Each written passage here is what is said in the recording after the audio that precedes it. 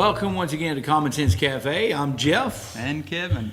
Good to be with you again. We are seated here today, getting close to the 4th of July, quickly approaching the 4th of July. There was a trio of brothers in our family. Our youngest brother has gone on to be with the Lord. And so today I brought out my Bubba Cup in honor of his birthday, which is July the 2nd, just a few days away. So I brought out my Bubba Cup. He and I both had one of these. I called him Bubba, and I've called him Brother for 55, well, all of our life. I wasn't quite talking. Just say all of our life. Yeah. So it's amazing because I've done that, and other people that are around us then begin to call us brother or whatever kind of name. So we have really enjoyed being able to be with you. I hope that you're enjoying what we've been talking about. So today we've selected as a topic, we want to look back on our farming experience. We grew up as farm boys. Oh yeah, we were farmers. That is the absolute stretching of the imagination. That is an exaggeration of all sorts. We did, however, work on the farm some when we were growing up. We spent time on the farm. Yeah. Now, our grandfather was a farmer. Yeah. And we had an uncle that ran an experimental station, farming herbicide, pesticide experimental station. Right. And so, so when we got Which to is be a big farm, is what it is, and they treat right, they test different herbicides and pesticides on different crops and what the Right. yield is and so forth. But we actually got our start farming, put this as gently as possible. We had to earn our money to buy school clothes with. And so our stepdad said, I'm not handing out any money for clothing. What are you talking about, kid? I think I was 12. Yeah. So you would have been 13. And he got us hooked up with a local farmer, Bill Avis. Bill's a great guy. Lived in Wayside, Mississippi, between Wayside and Avon. Salute. That's right. Shout out to the Delta. And so we got our start farming on the farm with Bill. And Bill was a great guy. He sure was patient and easygoing. When he wasn't yelling at us. That's right. I was wondering if we experienced the same thing. He wasn't too bad, but he was direct. Yes, very direct. And he expected work if he was going to pay you. Do you remember our opening pay? Do you know what we made per hour for Bill? No. You don't remember? $2 an hour, $80 a week. That was big money. Yeah. Because you were demoted right after that to Baskin Robbins. Right. $1.25. But fringe benefits. Yeah. It sure was. Milkshake every couple hours. Right. My brother and cousins come in, and they get a little bit of ice cream on the house. Yeah, you did take care of us. You hooked us up. But so we started with Bill, and you and I started first. And so what was our first job on the farm? If I remember right, you and I were walking behind the tractor. There was this guy on the tractor, and we walked behind the tractor spraying weeds. Right. Hot summer. Oh, man, it's miserable. So we were spraying tea weed, coffee weed, and cucumber.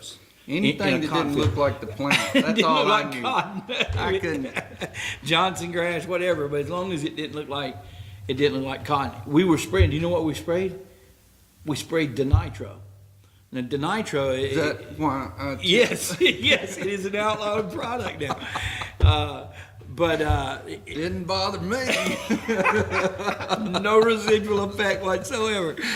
But you remember it would turn your hands yellow. Mm-hmm. Even with gloves on, everything had soaked through.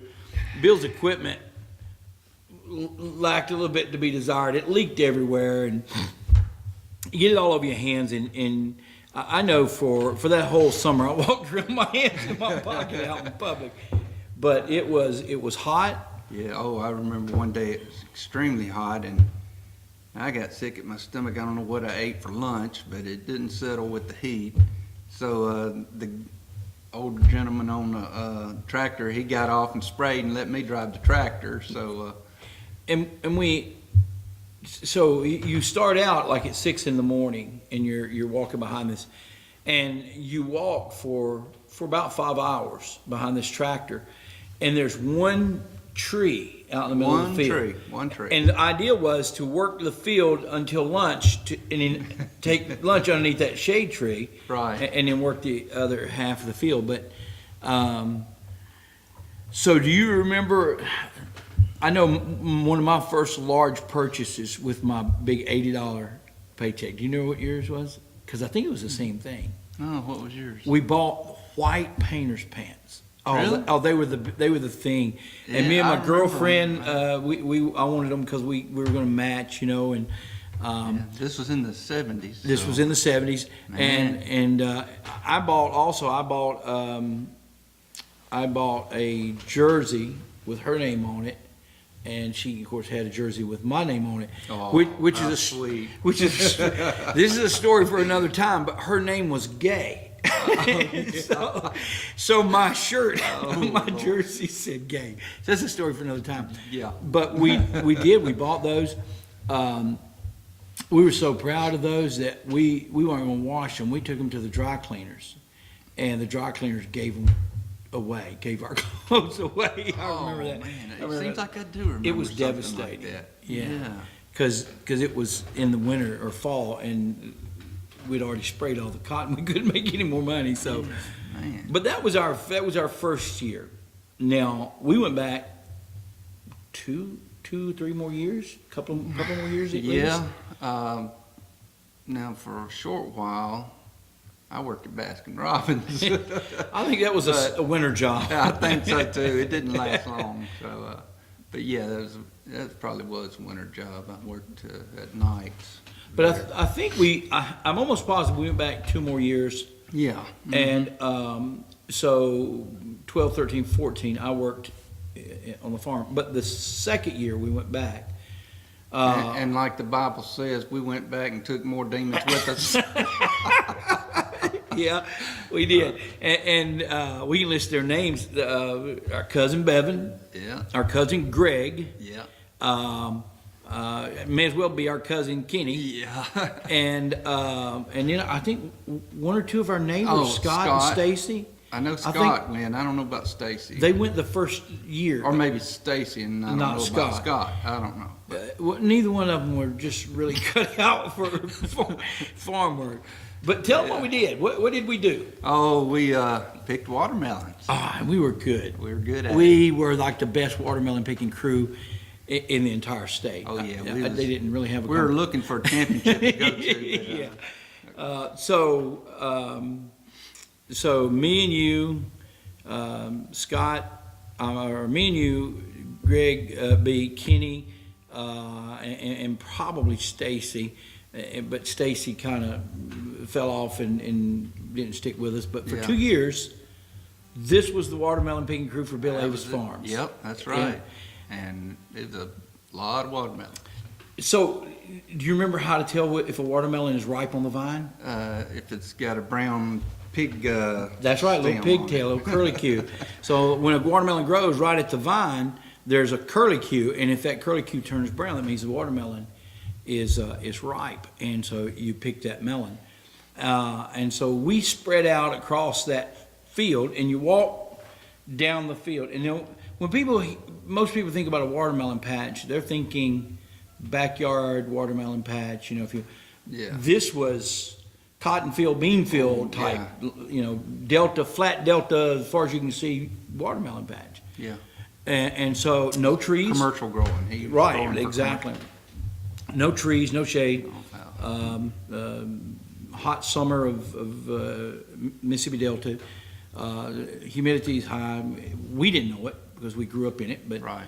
so we're out there picking watermelons, and so you spread out across the field, and everybody picks their melons, and you toss them to each other, and stack them on one end. Down the line, you make the line, you just pass it on down the line, and Yeah.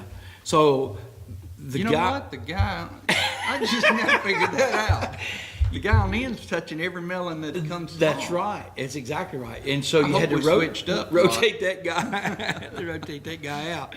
But yeah, so we're throwing these things, and we it was hard to say it was work. I mean, we enjoyed. Well, we had our buddies out there. Right. So, you know, work, play. I mean, we did drop a melon here and there and Accidentally had bust one day. yeah, Don't even waste had it. to eat it. Yeah. Had to stop right there and eat it. So 100 degrees outside and that watermelon just cool as could be inside. oh, it sure was, man. It was refreshing. So we picked these melons and we walked down through there and we made stacks.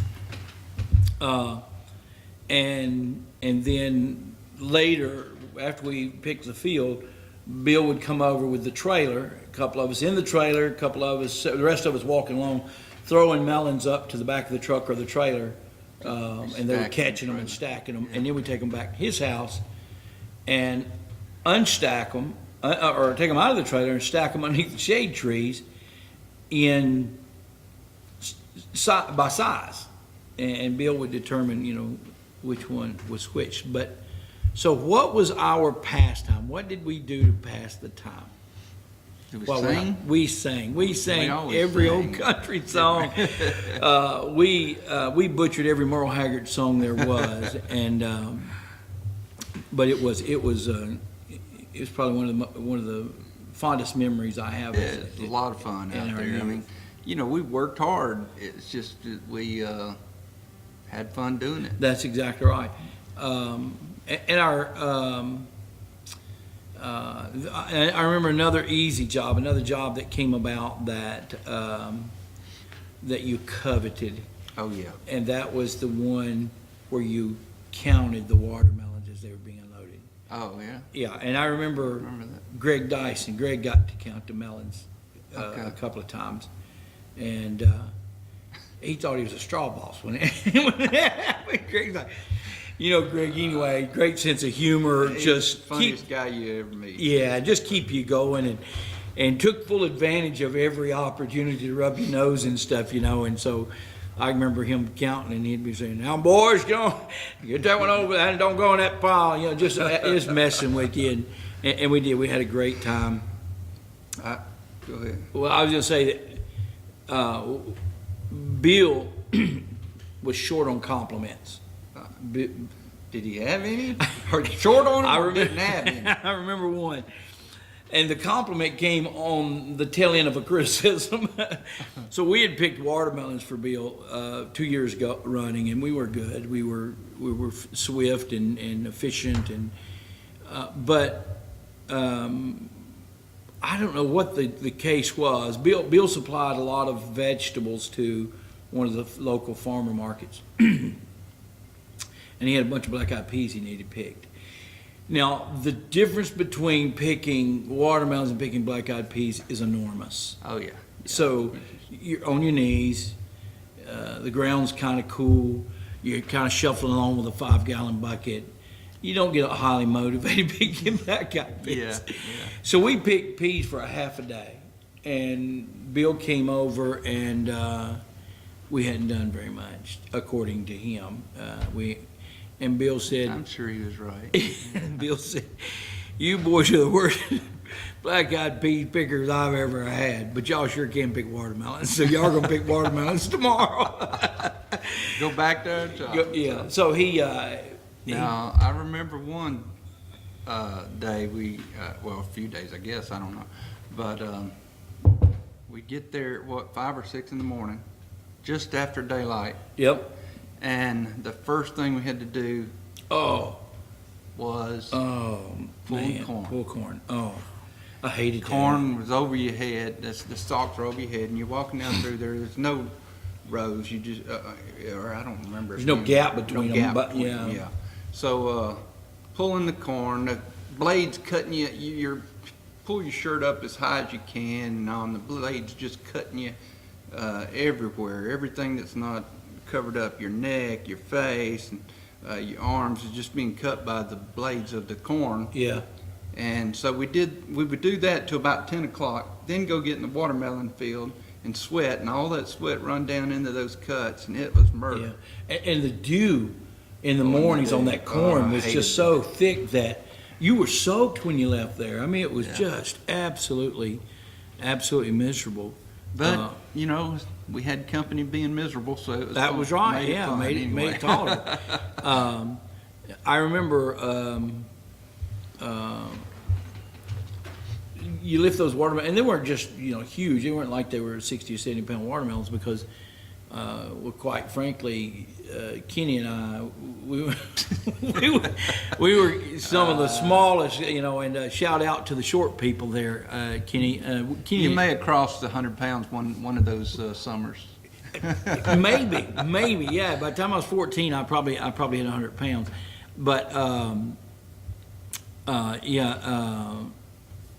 so but still, repetition of picking up 10, 15, 20 pounds. But by the end of the day, you pick up a basketball and it feels like, well, this thing don't even have have no weight whatsoever. You're just building up, and and so it had its benefits, because I looked like Zeus whenever it was buff.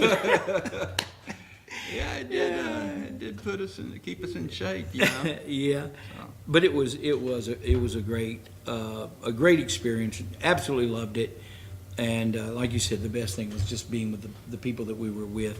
Our childhood friendships with our cousins and with Kenny couldn't have been any better. They just absolutely couldn't have been any better. And we wrote a book together about our childhood, mostly about our grandfather, but all these characters are in it.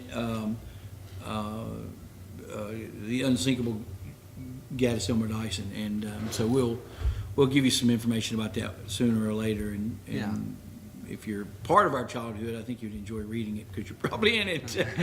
And for a couple years there, 2 or 3 years, we really did have kind of a Huck Finn or Tom Sawyer absolutely boyhood.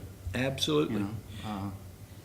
Going down to the river to swim and yeah, absolutely. Or fish and swim and it was very much that. And I think in the future we may get to the point where we talk one time about growing up Southern. That's a very cultural thing, but it was amazing. It was just absolutely storybook, Huck Finn type atmosphere in our life. Go ahead. No, you. Well, I remember just thinking that we were supposed to be teaching something. That's what I was thinking. Ask you, what lessons did we learn? What lessons did we learn? Well, I think the lesson I learned, we did learn teamwork. Absolutely. We had to work together. And, were there times that somebody said, hey, I'm doing this part too long, I don't know. But we had fun because we worked good together.